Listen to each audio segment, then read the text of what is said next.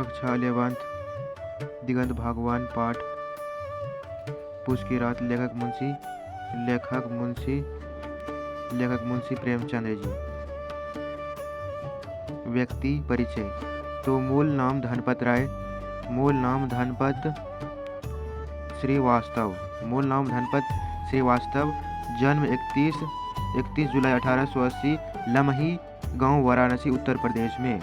उसके बाद उसकी माता का नाम आनंदी देवी और पिता का नाम मुंशी अजायब राय और डाक मुंशी था। और शिक्षा बचपन आर्थिक तंगी में बीता। 1898 में मैट्रिक पास करने के बाद ट्यूशन और नौकरी के साथ जारी रखी। 1919 में बीए की डिग्री प्राप्त की और विवाह जो है 1906 में कितने में किया? 1906 में बाल विधवा और शिवरानी देवी से दूसरा विवाह किया। उन्होंने बाद में प्रेमचंद्र घर में लिखी। निधन 8 अक्टूबर 1936 ईस्वी में हुआ और इसकी जन्म कितने में हुई थी? तो जन्म 31 जुलाई 1880 ईस्वी में। साहित्यक उपनाम और उपाधियां। तो उपन्यास सम्राट। उनके साथ साहित्य में अद्वितीय योगदान के लिए उपाधि दी गई। कलम का स्याही। प्रेमचंद्र को इस नाम से भी जाना जाता है। उनके पुत्र अमृत राय ने इसी नाम से उनकी जीवनी लिखी। नवाब राय। उनके लेखक की शुरुआत उर्दू में इसी नाम से की थी। नवाब राय उनके लेखन की शुरुआत उर्दू में इसी नाम से की थी। प्रमुख रचना निधि। प्रेमचंद्र के लगभग 15 उपन्यास और 300 से अधिक कहानियां लिखी।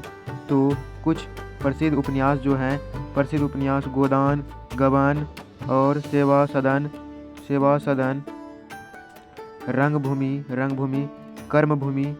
कर्मभूमि और निर्मला, कायाकल्प और मंगलसूत्र। कहानी का संग्रह क्या है?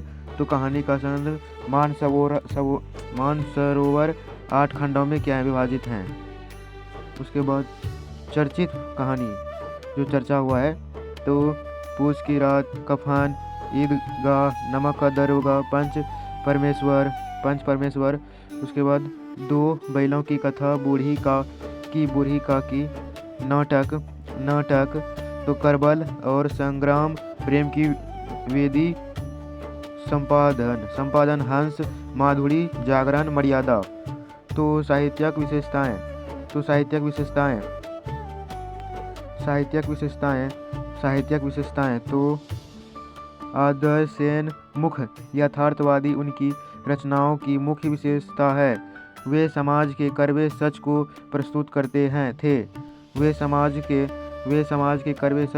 करते हैं और किसानों और शोषित वर्ग की पीढ़ी को आवाज देते हैं। उनकी भाषा सरल और मुहावरेदार है। हिंदू, उर्दू और हिंदुस्तानी का सहज प्रयोग मिलता है। तो विशेष तथ्य तो सोजे वतन 1908 ईस्वी में देशभक्ति की भावना से भरा था। तो ब्रिटिश सरकार ने इसे जब्त कर लिया। इसके बाद उन्होंने अपना नाम लिया। प्रेमचंद्र नाम अपना लिया। ठीक है।